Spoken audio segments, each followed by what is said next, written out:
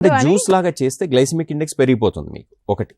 దాంతో glycemic index అంటే ఏంటి, ఒక పదార్థాన్ని తీసుకున్న తర్వాత ఎంత తొందరగా మన బ్లడ్ షుగర్ లెవెల్స్ ఎక్కువగా పెరిగిపోతాయి.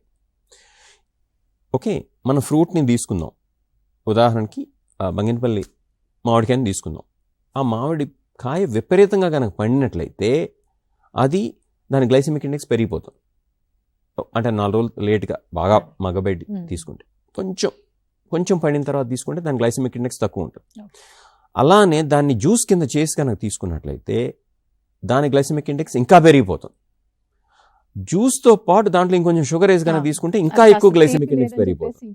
ఓకే, సో మనం తెలుసుకోవాల్సింది ఏంటంటే ఆ ఫస్ట్ స్టేజ్లోనే తినాలి. దాన్ని తిన్నట్లయితే కనుక దానివల్ల వచ్చేటువంటి మంచి మన శరీరానికి లభిస్తుంది.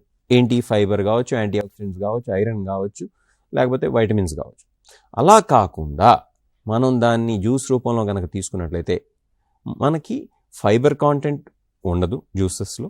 దాంతోపాటు మీరు యాడెడ్ షుగర్స్ కనుక యాడ్ చేసినట్లయితే మీ బ్లడ్ షుగర్ లెవెల్స్ పెరగచ్చు.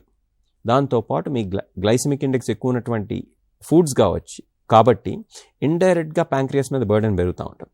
అలానే దానివల్ల వెయిట్ గెయిన్ ఉంటుంది. యాడెడ్ షుగర్స్ వల్ల ఈ క్యాలరీస్ పెరిగిపోతూ ఉంటాయి. కాబట్టి ఆ యాడెడ్ వెయిట్ గెయిన్ వల్ల ఏంటి, ఇన్సులిన్ రెసిస్టెన్స్ వస్తుంది. ఇన్సులిన్ రెసిస్టెన్స్ వస్తే దానివల్ల టైప్ 2 డయాబెటీస్ వస్తుంది. కాబట్టి డైరెక్ట్గా మీరు ఇవాళ 4 చెంచాలు షుగర్ తిన్నంత మాత్రం మీకు షుగర్ వచ్చేది జబ్బు.